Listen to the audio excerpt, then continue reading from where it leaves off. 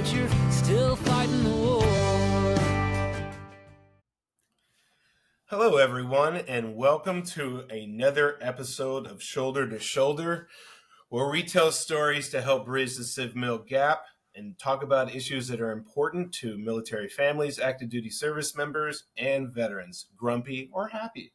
I am Will Selber, sometimes called GCV6, sometimes called derogatory names, but it's okay. Hey, we're happy to have you on the show regardless. I am delighted because I get to hang out with two of my favorite people from my military career. First, I'm going to introduce Sarah Davidson. We served together in the Air Force. She was my senior enlisted, which means that she had to put up with me when I was in command. God bless her. She has since retired, and she is now working for O2X Human Performance, which you should absolutely go to their website, www.o2x.com. I'll put it down in the show notes. Every time I go on that website, I start geeking out, and I'm like, oh, and then I remember I'm going through a divorce, so I have to wait till afterwards. So, I can't wait. Anyways, also joining us is a good friend of mine. We had her on the show before, but then I messed up, as I usually do, and we had technical issues. Sarah Flugrot. She served with me at the Intel Basic course at Goodfellow Air Force Base, I think in 2005. I think that's where we met. Yep. Oh, boy. 20 years ago. We're not old. Not at all. But she was before that, she was prior enlisted, and then she became an officer, 14N. How long did you serve as an officer, Sarah? 2 years. 2 years. She is now, she transitioned, and she is a family nutritionist and child sports nutritionist expert. She wears a lot of other hats. She has a PhD and a RDN as well. And we're going to talk today about military families, because one thing that people don't really get about the military is that we're nothing without the families that support us. As we speak right now, we are a peacetime military, everyone. Peacetime. So let's take a look at the peacetime military. Deployment to the southern border. There is a possible nuclear, standoff between India and Pakistan. By the way, there are Americans in Pakistan, everyone. There's a sizable presence of Americans in Pakistan. We have American soldiers still training Ukrainians in Europe, and we have a shooting war going on possibly in the Middle East with Americans all over there. So this is a peacetime military. So we're going to talk about the military families that support them. So I'm going to stop talking so much, I promise, and let these two ladies tell me what's going on. So Sarah D., let's start with you. Why are military families so important for active duty service members? Sure. I would say, biggest reason why I think from my perspective, when you and I serve together, Will, on the command team, it's important to involve families as much as you can in the unit, because they're there every day. They're the ones, obviously, that know the service members. They're the support system for the service members when you aren't around as a command leader.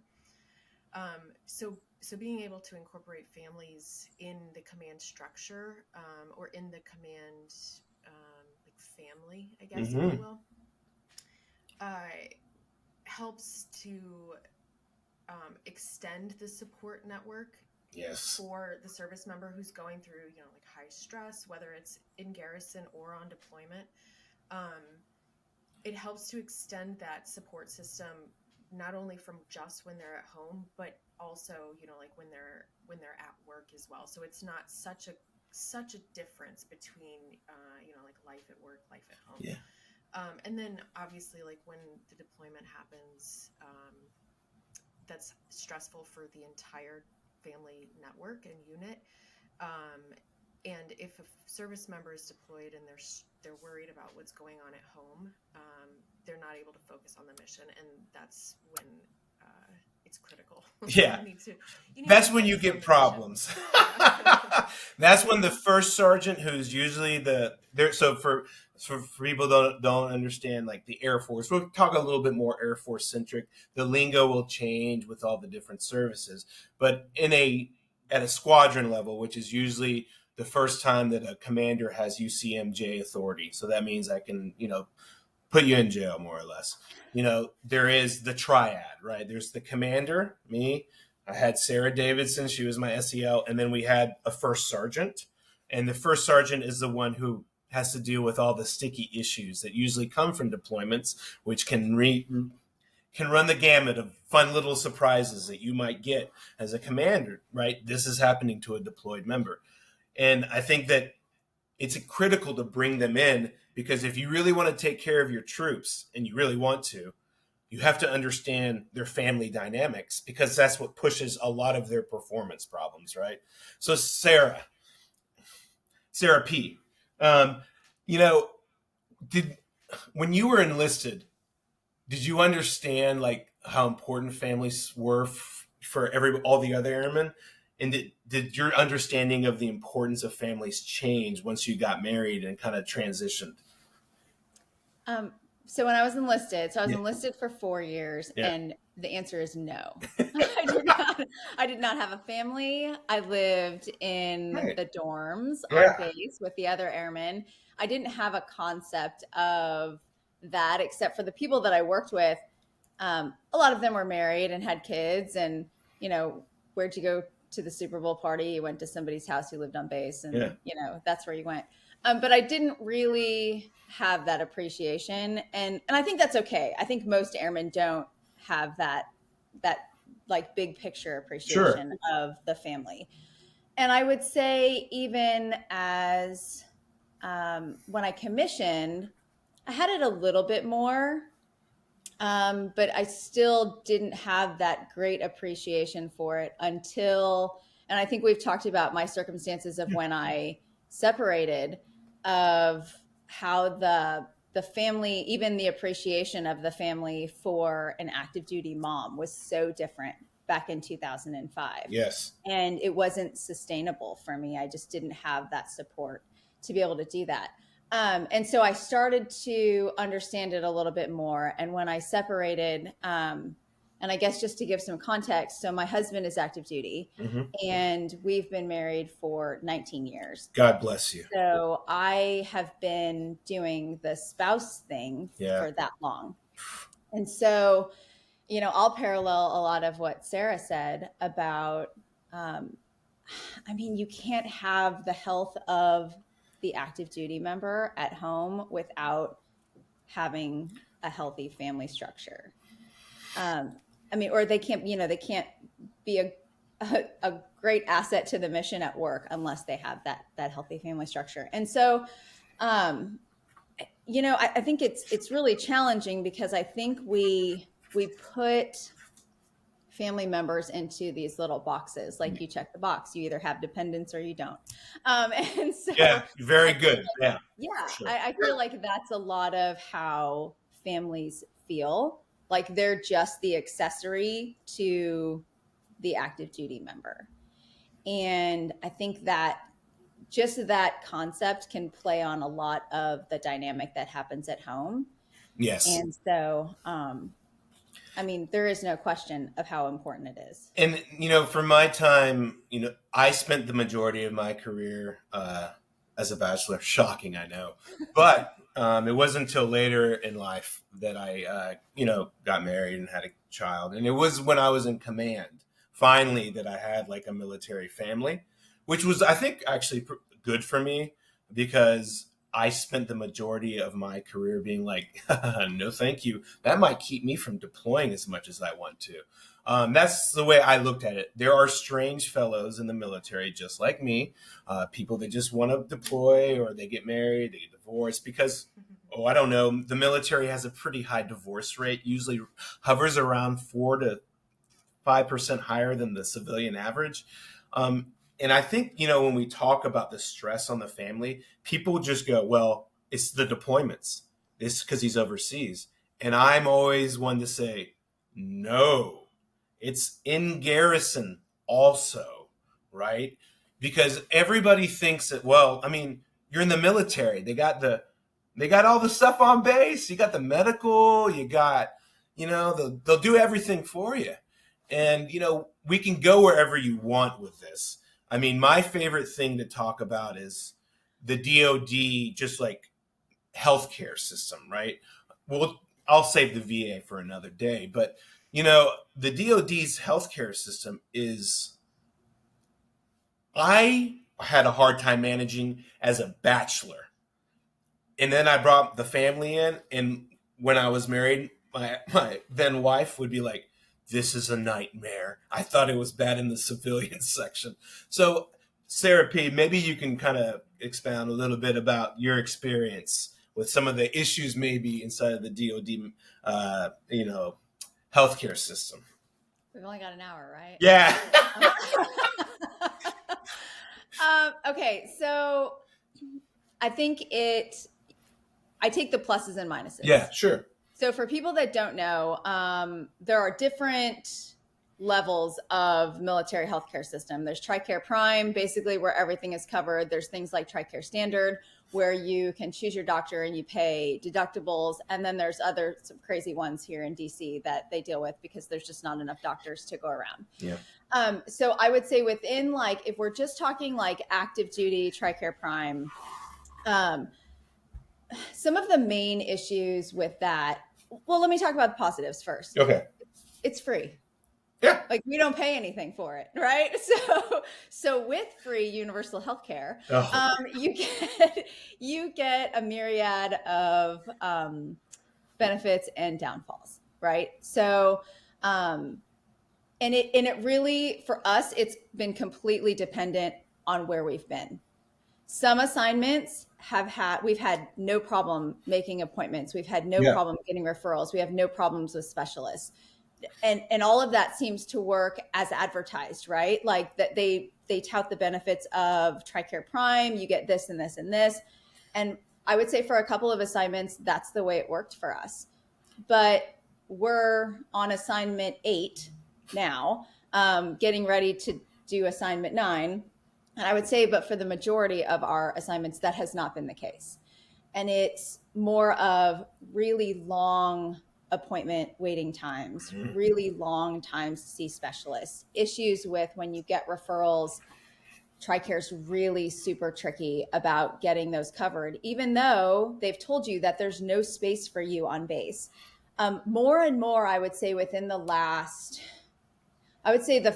starting with like maybe 10 or 12 years ago, I started noticing an issue of we were no longer as dependents, family members, we couldn't be seen on base. They would say, active duty only. We don't have room for you. And if anything makes you feel like less of a person, it's we don't have room for you or we won't see you because you don't fit into this category, right? So that I started seeing, that wasn't the norm when I first married into spousehood, right? Yeah. Not a problem when you're active duty because you're not dealing with that because they'll see you anytime. You're the mission. You're the important one. Yep. So I started seeing that more and more, and that was bothersome. I would say having kids, and you will find this out, once your kids turn 12, you don't get to see their medical records anymore. So from 12 to 18, you don't get to see what's in their medical records. I bet I can get around that. Wait, what? The spouse doesn't see them. The active duty member doesn't get to see them, and the kid can't see them. Whoa. So our oldest, who's 18, when this first Didn't happened know to that. her, it first happened. I was like, whoa, what happened? I can't see anything anymore. They're like, no, after 12, you can't see it. And I think, well, why do we have an electronic medical record if the doctor is the only one that can see them? Then it's just like having a paper record. And so it's this catch-22 for 6 years. No one but the doctor can see their medical record. Mm-hmm. The child, because they're not 18, they can't create their own account to see their own medical history, and the parent can't see their medical history. So you get like a 6-year time period where nobody's... So there's a 6-year gap. So for 2 of my children, I can't see any of their medical records. God bless the nurses who I have to message and be like, I need this test result and I need to know when she last had this done because Oh my you can't God. see anything. Of And course. so I would say that there are these maybe they would be considered little flaws, Yeah. but they have big impact Sure. on Mm-hmm. like the stress and the sanity of the family members, Mm-hmm. and really like just the giant time suck and lack of like productivity from the healthcare workers that have to deal with all of the messages coming in to try and get information on their children's healthcare, right? Yeah.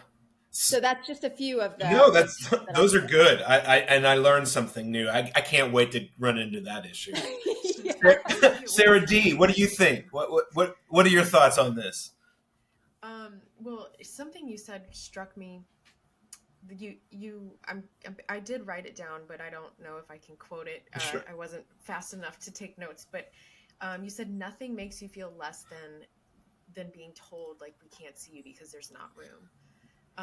Like that's very interesting. Like the kind of like what you said, like the impact, like these seemingly insignificant sort of frustrations in the process can have like really large impacts when you're talking not only quality of life but just the way sort of you feel like you fit into the community, and that can sort of like come out in various ways, like it starts to build, I imagine, like some resentment towards the organization, which can influence, I think, a lot of how service members feel about the organization. Like if the family is feeling stressed because they're not able to, like receive the care that they need in a timely or efficient way, then the reason to serve becomes harder to justify.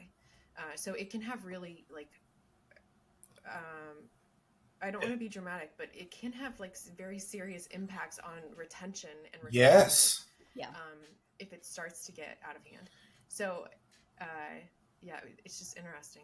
Yeah, Sarah, when she was talking, talking about the problems and highlighting these things, for me, I just remember being a commander because this is kind of my most recent experience and my real ones, dealing with military families. I was a detachment commander in Korea, so I had about 50 airmen and their families there, and that was difficult because you were dealing with being based overseas, trying to get health care, and then a lot of the time the health on base isn't good. I had a traumatic brain injury, so I needed to go off base. So I went to a Korean hospital. It was an experience, right? You're just like, hello, go that way. And I'm like, dun, dun, dun, a little lady speaking a little English, take off this. I'm like, well, here we go. But, for when I was a commander, one of the first things that when I looked at disciplinary problems, right? Or all of a sudden an all-star, right? Just crushing it and it goes, woo! 9 times out of 10, there's something going on at home, right? Yeah. And a lot of times, it was my wife, my husband, whatever, is furious because of X, Y, and Z. And I don't know how to help her, or she doesn't know any of the resources. Because in the Air Force, and it's time to bring out my favorite pinata, we have this program. Oh, God. Where you get like, what's it called? I'm going blank on it. The Key Spouse. Yes, the Key Spouse program. This was a program designed many moons ago that probably fits in some areas, but not in other ones. And this is, for me, the Air Force's attempt to bring in the family. In my opinion, and I've had it twice as a detachment and squadron commander. Not great, Bob. Not great.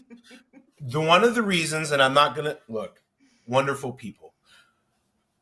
There becomes like this competition on who can become the key spouse. and then we incorporate them into our awards program. And so now you're picking who's the key spouse of the year. I'm picking that. Oh, wonderful. Great idea. These are the things that drive me crazy about, when the Air Force says we're for the military families, look at the key spouse program. And I'm like, I don't think that's really something that anybody should be touting. What are y'all's thoughts on the Key Spouse program? I went ahead and took a good swing at it. I've never found it all that great. Maybe I'm wrong, though. Sarah D., what do you think? We'll go with you first. I put her on the spot. Sarah P., you want to go first? She's like... I can start because I have some perspective on this. Yeah. Let me first say that the Key Spouse program has rebranded to the Key Support program, because actually really don't know why. I don't know why they did this. But also as a Key Spouse of 12 years, let me go back. When my husband and I first got married, I said, do not expect me to do any of these spouse things that these women do. Because back 20 years ago, there weren't a whole lot of men doing a lot of things in spouse programs. And I said, do not expect me to do anything. On our first assignment after pilot training, it was at Little Rock, and I really felt this need to get involved. And I don't sit around. Like, I don't just like sit and watch TV during the day. Like, I'm always doing something. I was like, I have to be doing something. And, if I'm going to have, 3 babies in 5 years, maybe I'll just volunteer my time and go do something else. So I was in the advent of the Key Spouse program when it started in 2009-ish.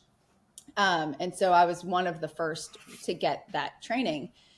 And I saw the value of it at the time because there was no organization on how to help families within a squadron. Yeah. Now, when you look at the way the Key Spouse program was created, it was created for a very specific type of squadron. It was created for flying squadrons. That's exactly right.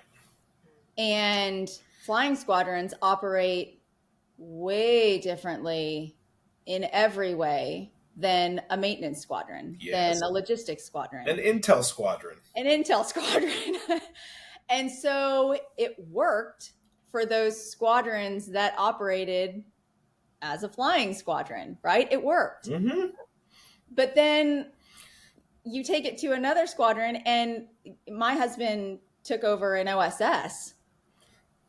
It didn't work there. So that's an operational support squadron, which usually supports whatever, like the flying units or whatever unit is actually doing missions. Sorry. Right. Yeah. Sorry. Yes. We're going to use a lot of acronyms. I know. Okay. And so it didn't work there. And I really struggled with why. I was like, why is this not working? Why don't people want to be involved? I do not understand this. But then I also took like a deep dive. This is when we were at Ramstein the last time. So about 5 years ago, I really took a deep dive into like, what was it about the Key Spouse program that one made it work and what didn't make it work?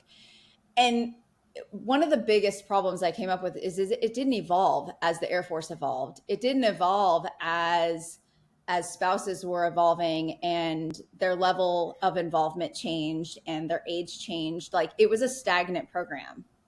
And so, I mean, you take from 2009, basically when it started, to right now, all they did was change the name. Nothing else has changed about the Key Spouse program. I did a huge paper on it. Within my doctorate program, I had a class called Organizational Leadership, and I chose the Key Spouse program to look at in depth and like, what could be done to overhaul this? And I think, unfortunately, the Air Force has gone into this, and they're still in it, this mode of, well, if spouses aren't going to be employed, well, we'll just use their free labor as volunteers. and we'll just work the hell out of them and It have does them feel come like to that all these sometimes. meetings and make them feel really important. Yep. And so Who can do the but baking? They yes, can. who can do all of the fundraising, all of the cooking, all of the organization for the new families that come in, and we don't have to pay them anything. This is genius. Yep. And so when I when I had this whole I love it. like vision of what are we doing? Like we're going back in time instead of going forward and making them feel like they are an actual valued member of the squadron, but we're really, making them feel like they're a 1950s housewife. And so People don't like that. Oh, sticky subject. It's a sticky subject. And God bless anybody who absolutely. wants that, because that's fine. But at the same time, you want to take a program like that and you want to make them be so important and have a job description. They have a job description. But they don't get. They have to go through training, or they did when we were in. There was actual train. Of course, there was. I mean, and I had to it was part of my inspection checklist. But you know why I know that? Because I got a ding once. They were like, the key spouse didn't sign the thing and you uploaded it or something like that. And I was like, I'm getting a demerit for this. Oh, for goodness sakes. Yeah. And I think we've gotten away from a lot of the things that we did as a squadron, like making welcome baskets for families or getting baby gifts for people or making meals. Like those are just the nice things that we should want to do for people in the squadron, not as an obligation because you are a commander appointed volunteer. Yeah. Right? I think we've changed the meaning of how to bring that family dynamic into the squadron by prioritizing certain spouses over other ones. Yeah. Sarah D, you got some thoughts over there about that? I saw you shaking your head a lot. Yeah, I completely agree with everything that you said, Sarah. I think it's the program is. I mean, when you launch a program for people for an organization that's as large as the Air Force and as dispersed as the Air Force, and then you have, each unit works and operates differently, each commander leads differently. There is never a one size fits all thing. So when you have a program like the Key Spouse program, it's it's a great attempt to force and involve family involvement in an organization as globally, as dispersed and large as the Air Force. But when it comes down to implementation, it really like you said, Sarah, it comes down to what's the mission and how is it implemented. It works for fighter or units that deploy often, maybe not so much for units who are in garrison most of the time.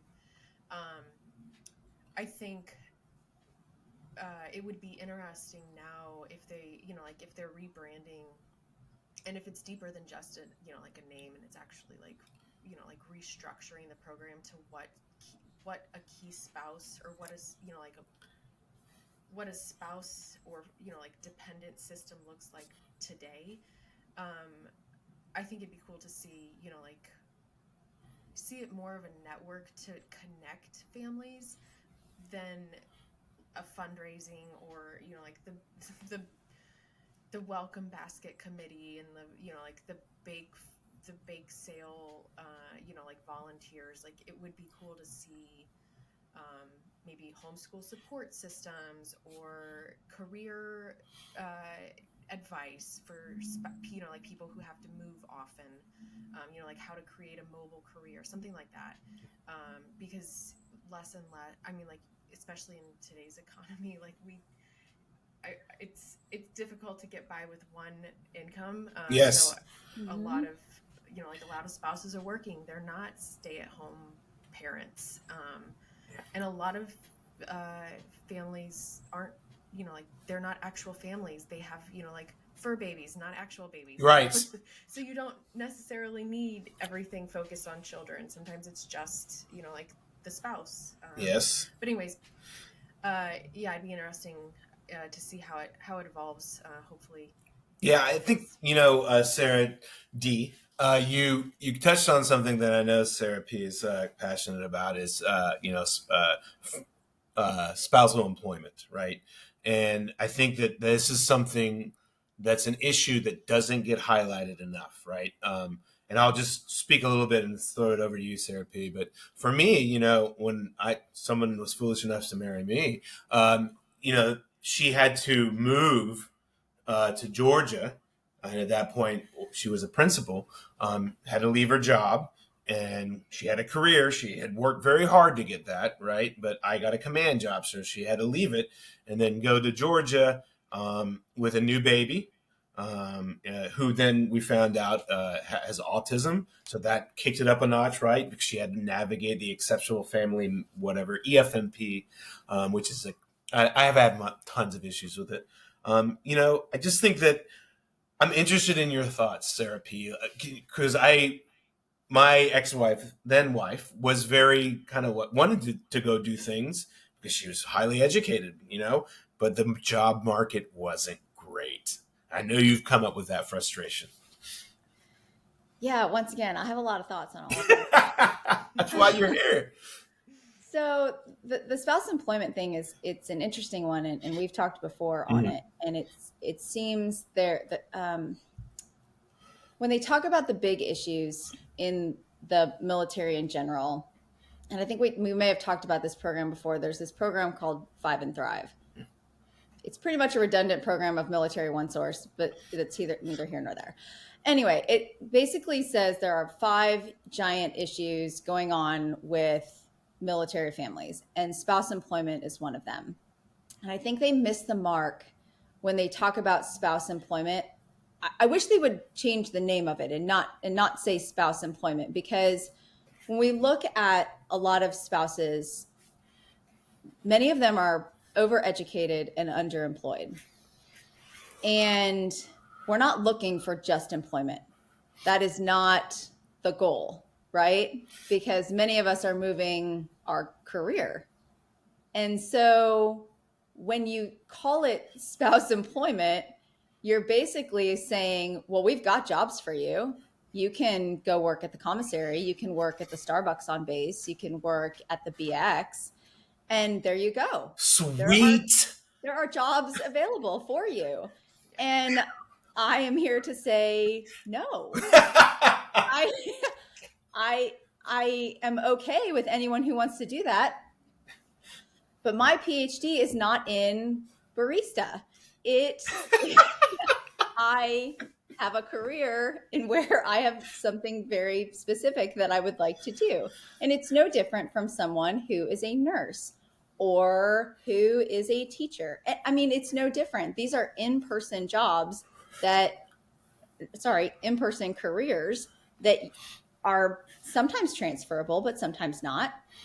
And the fact that they keep calling it spouse employment instead of spouse career progression, like my active duty husband has career progression. They focus on his career progression. Why can't we call it career progression instead of spouse employment, right? Like, why are we so focused on someone just getting a job instead of someone building a career alongside their active duty spouse? And so just in that aspect, I have a huge issue with that. Sure. I'll turn it over. Sarah D, thoughts? Yeah, so just kind of like daydreaming about that, like a career progression for a spouse, especially if you're in a career that, like you said, is in person. It's not something that you can do necessarily like fully remote. Like what would that, like I'm kind of like daydreaming, asking myself rhetorical questions, like what would that look like? Like how could the military help a spouse with that? And I mean, so I thought the same thing, Sarah D. I was like, what is the solution? And it would have to be like one officer and then one enlisted, because officers move more.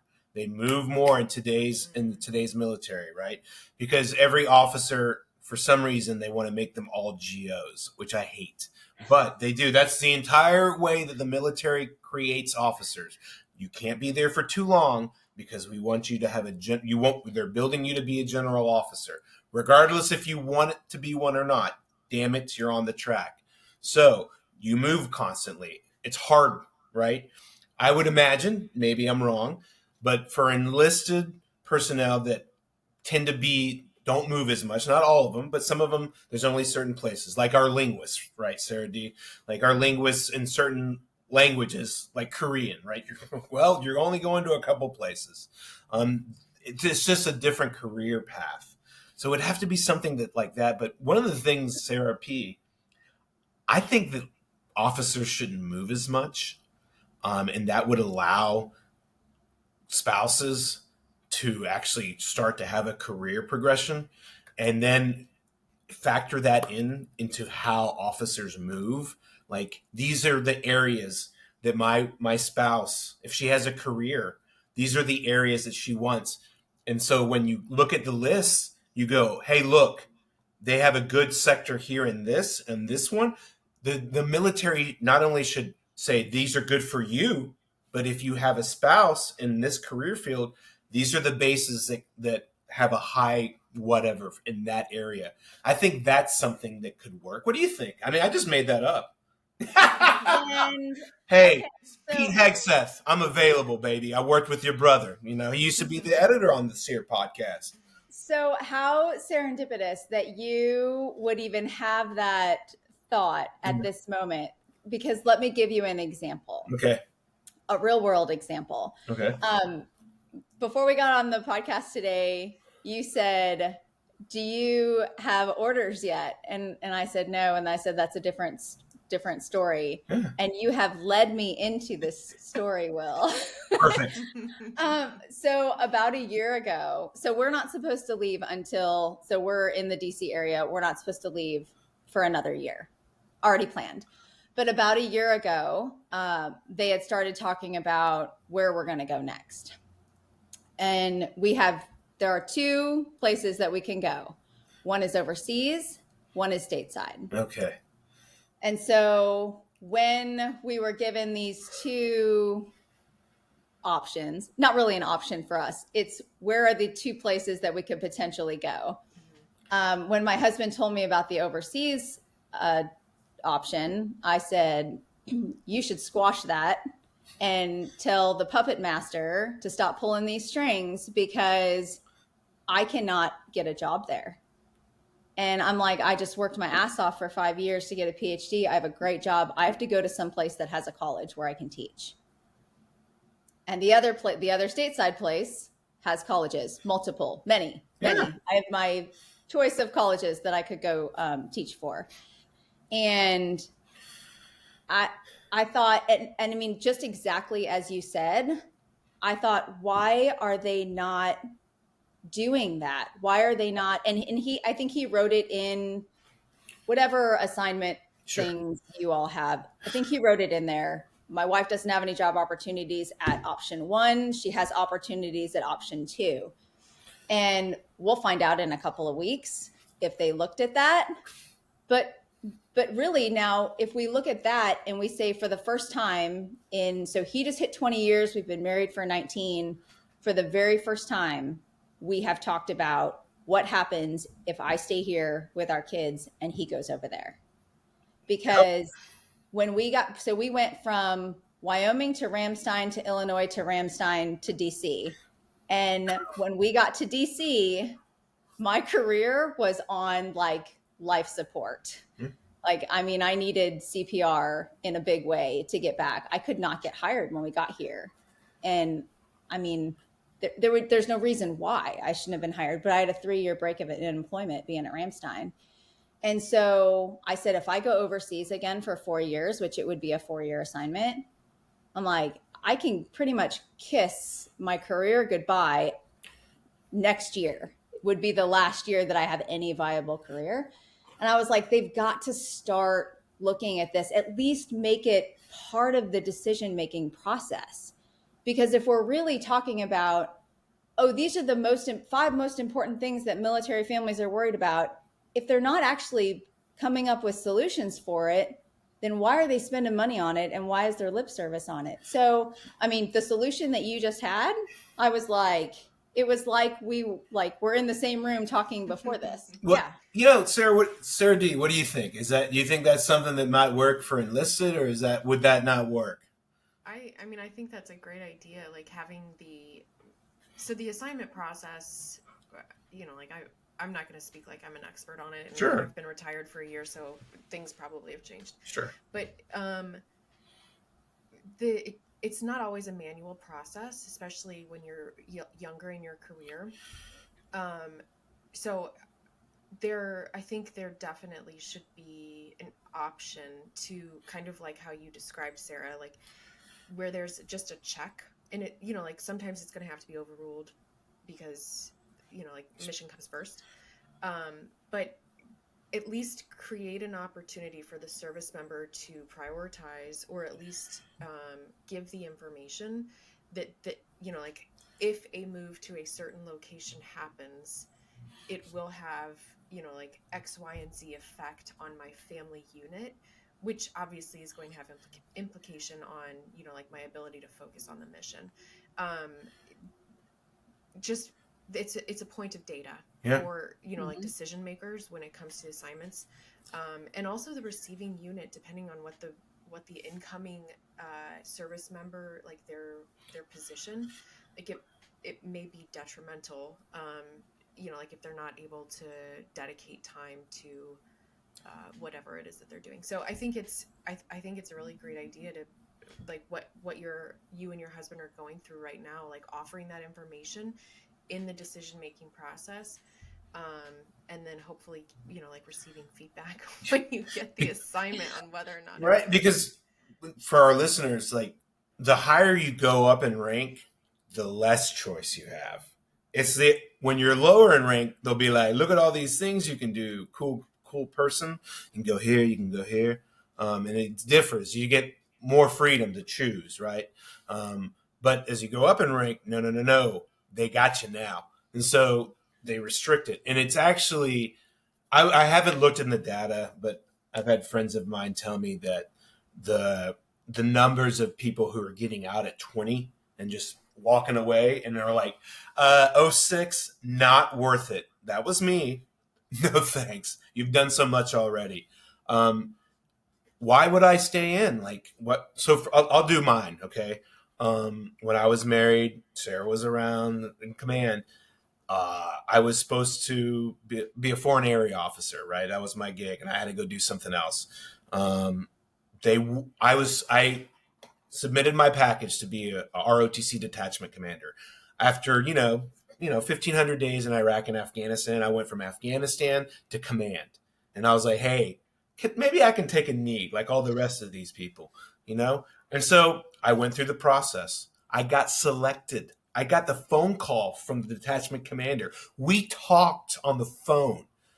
My then wife was like, we're going there. Everybody's happy. Yay. And then they came back and were like, yeah, we're not going to let you do that. Sorry. You have to do a FAO gig. And I was like, what? Then why did you let me go through the selection process? And they said, well, I mean, we thought it'd be a good experience. I'm like, this is my third time doing a selection process. I think I figured that out there, people. However, since I'm a team sport, and she was like, you have to do these things. So then the job drop list. They're like, you are an 05 CENTCOM FAO. There's positions we need you to fill. The job list came out. No jobs for 05 CENTCOM FAOs. Now, when that happened, my then wife was not very happy. Pissed off she would be, right? Understandably. So then they go, hey guy who just went to Afghanistan in command, you want to go to Iraq? It's an 06 job. It's going to be good for you. It's going to look great. I'm like, dude, I'm 5.5 years. But you know what? Okay. I talked to the wife. She's like, I'll move to, I'll go live with my parents up in Wichita. We had already, so they said, yes, I got the rip. It was like, you're going. We'd already started looking at how to do it, paying people to start moving and stuff like that. And then a week later, they come back and they said, actually, you're not going to Iraq. I was like, what? And then I swear to God, they were like, how about Algiers? I was like, bro, I don't speak Arabic, you morons. Oh yeah. After that, I was like, what do you want to what do you want to do now? She's like, retire. I was like, okay. Hey, that's how it went down. That is exactly how it went down. Because one thing that I wasn't going to put my then wife through, or my baby, is being jerked around like this. Because it showed me something that, oh, you don't think that I'm important. You don't think that my service was enough. So you're going to yank me around like this? That was it for me. Now, the Afghanistan, sure, it hurt. But I was willing to keep going. And I'm happy I didn't. But the primary reason was that one thing. And it ruined my then wife's trust in the institution. And there was no way I could ever rebuild it, even if I wanted to. And this story is just not mine. It happens all over the place, right? It happens all the time. And so that's why people separate. That's why they have a hard time keeping the best and the most talented officers, senior enlisted, because why would I go through this? I can just get on the outside and I'll make more money. And I think, as I wrap this up, this is why military families are important. Enlisted officers, doesn't matter.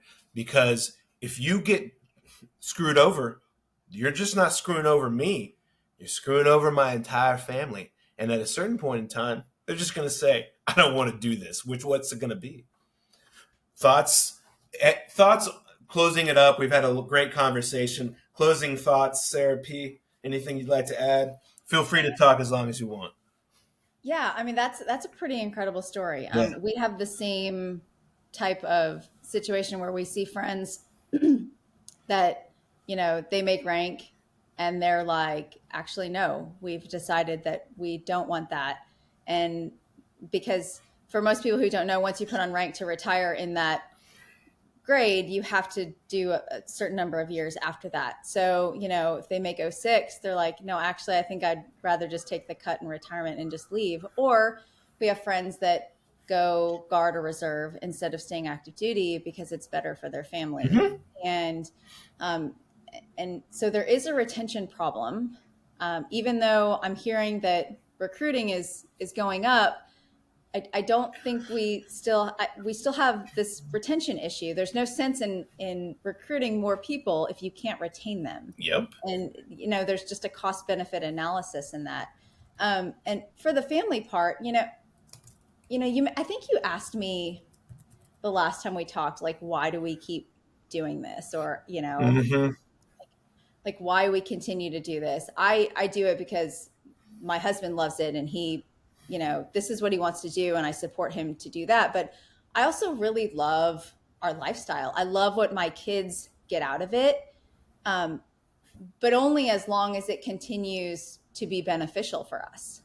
Once it starts being a detriment to either me or my kids or even my husband, then that's our time to say we're done.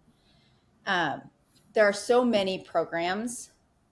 I almost think too many programs for military families, like so many that I can't even wrap my head around it. And like I said, that there's redundant programs out there. There's, Military One Source, that's basically the same thing as Five and Thrive. Like they're the same, they give out the same resources.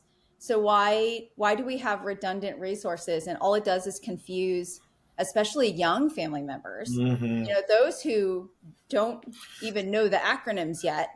And they have to get on these websites or go talk to a person, and they're not getting the information they need because they're not being spoken to like they need to. I even think that I would have a hard time speaking to like a 20-year-old airman's wife. Yeah. Because I'm not going through the same things that they're going through. I'm old enough to be their mom. So I would I don't have the same complexities of life that they have. And so I think that's where we have a real problem. We have an aging, we're aging in leadership. In leadership, we're supposed to be older, but we're not making those connections with the younger generation. And with that, in that void of being able to connect with them, we have military spouse influencers. That's where they're getting a lot of their information. Yeah. I mean, good on these. And there's a couple of women specifically that created this entire network, and they're the military spouses that just flock to them is, I mean, it's impressive. And you think about like, what draw did they have to be able to get this many people to come to them and be part of this network? No longer are we having like spouse socials where people are tuning into. Now they're coming to these military spouse influencers. There's like military spouse conferences and like influencer fests. Yeah. I mean, it's just like it's insane, but not everybody fits there. Sure. And so those are like the flashy parts of it, but how do we reach those people who just want to be supported? Yeah. Like they don't want, anything else other than to say, the resources are there for me. I want to make sure they're there for me. I want to take care of my family. I want to make sure that I don't go insane when my spouse deploys. Yeah. Like that's all they want.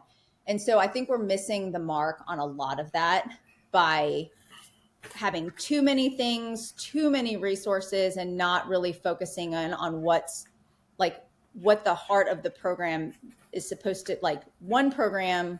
What are we doing? We're taking care of military families. How do we do that to the best of our ability without there being 60 ways for them to go? So I think it's a challenge right now. I think it can be remedied, but I think it's going to take some really thoughtful leadership to do that. Inshallah. Sarah D?